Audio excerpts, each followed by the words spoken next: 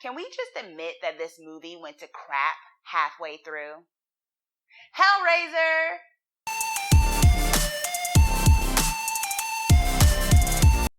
Hey y'all, it's your Twisted Girl next door here, and today I am doing my Overhype or Right segment where I review and dissect popular and cult horror classics to see if the hype is justified. HELLRAISER, released in 1987, deals with a sexually deviant man who stumbles upon a puzzle box that opens up a world to hell and some S&M monsters who take pleasure in giving pain are released. Okay, so point of reference, this is my third time in my whole entire life of watching this film. Third time. 1. Was the plot innovative and or groundbreaking? Not really. I mean, one could say that this plot was sort of a play on Pandora's box, like open Pandora's box, don't know what's going to come out. And instead of like creatures and fantastical things of like Alice in Wonderland feel, it was more like S&M monsters clad in leather, ready to do things to you. Grr. Like, I mean, it's different, yes. Necessary? That is debatable. 2. Were any characters in the movie iconic? Pinhead. Yes, you probably already guessed I was going to say Pinhead because he is probably the only most memorable character in this whole entire film. And, you know, spoiler alert if you haven't seen it, and probably spoiler alert if you have let nostalgia get to you too much when it comes to this film. He's in like less than 10 minutes of this movie. So what does that say about the movie? Honorable mention for iconic would go to the like homeless looking guy who ate the crickets. 3. Was the script good? I mean, yeah. Yes, there was. Pretty much, once again, going back to Pinhead with his iconic line of, "Oh, no tears, please. It's a waste of good suffering." That's it. Okay, so the 4th point is the context, which I usually try to get into just to kind of understand when the film came out, signal its significance of its importance in history. So there's 2 points of context to look at when thinking about HELLRAISER. The first point is that it's based off of a book, Clive Barker's book, who Clive Barker also did the movie of HELLRAISER. And so it's based off of his novella, The Hellbound Heart. And it's pretty much the same plot line, except like one like thing they tweaked, which was instead of they made a daughter basically who was originally an older woman who was in love with like the husband guy or whatever. So I'm guessing, I did not read the novella, but I'd like to think that maybe the novella, you know, was a little bit deeper in some of the themes that it was trying to explore. The second point of context is how heavily censored this movie ended up becoming, right? So originally there were some other scenes in this film that dealt with getting real sexual with it. And I know that's a lot to say because this movie was already pretty sexual with the final product that we got. It was more violent than sexual, but you know, and I think there's something to be said for that because of the fact of, even now in 2018, sex is a very touchy subject in American culture. More so when it comes to women's sexuality, when it comes to sexuality in general, LGBTQ, things of that nature. And it gets even weirder when we think of cinema, the things that they allow in cinema and the things that they are saying, oh, that's too much.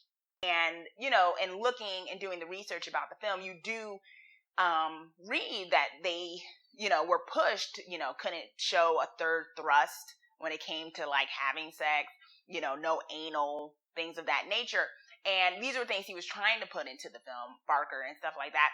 And I think there's something to be said for that because we have seriously violent films, you know, violent films, people getting shot up, things of that nature. Usually, I don't know who the FCC, I think it is, who gets to decide, I'm probably wrong in who does that, but who gets to decide the ratings, they seem to be totally cool with stuff like that, but let it be something sexual, just something that comes natural to people, sexuality and things of that nature, and they get all skeevy.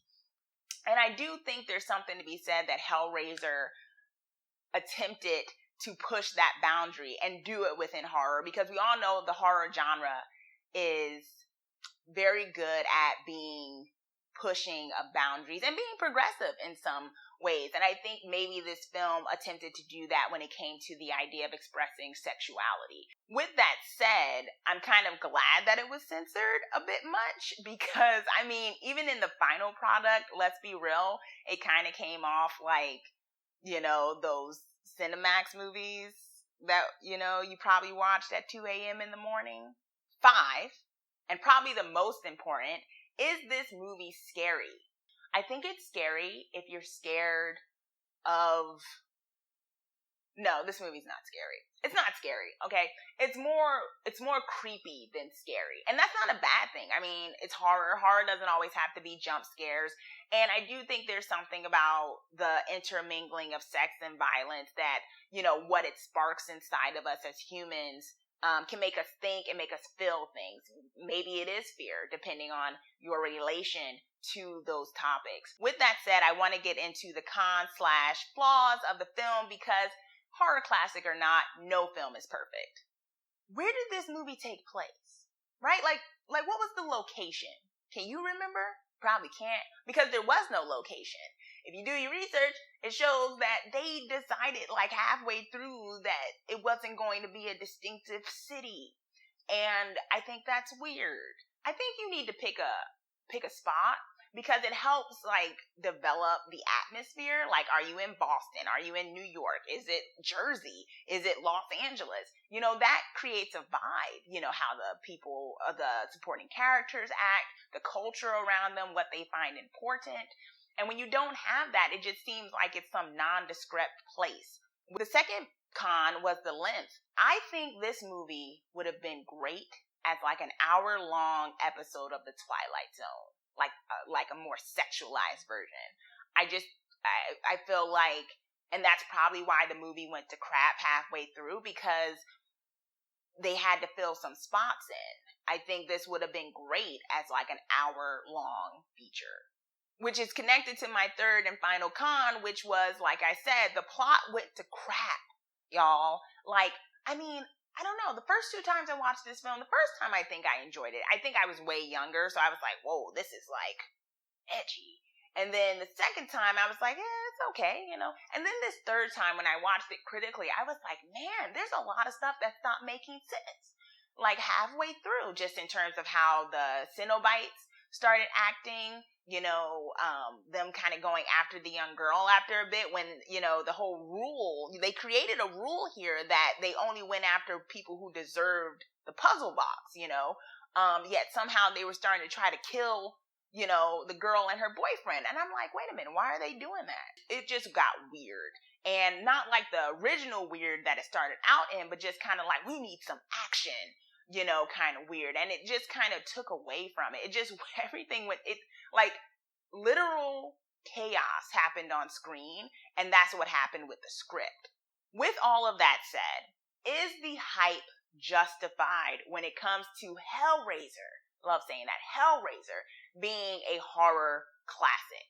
My honest opinion is, because I don't think I never go into black and white. I know it's been controversial, this whole segment, because some people think I'm being disrespectful to classics and things of that nature. In this particular case, I do think Hellraiser is a horror classic. I honestly do. I do think it's one of those films that you should probably watch at least once. Because if nothing, I know Pinhead was only in 10 minutes of it, but he's still iconic. There was an iconic line. There is some interesting themes in there that are explored. Not explored enough, but explored nonetheless. I do think it's a horror classic. But I think it's a very flawed horror classic. It's very flawed. So, do you agree with me or disagree with me when it comes to Hellraiser? Let me know. Comment down below. Let me know your thoughts. And also, be sure to subscribe so that you are the first one to know when I post my videos of all things horror. Thanks for watching. Let's get creepy together.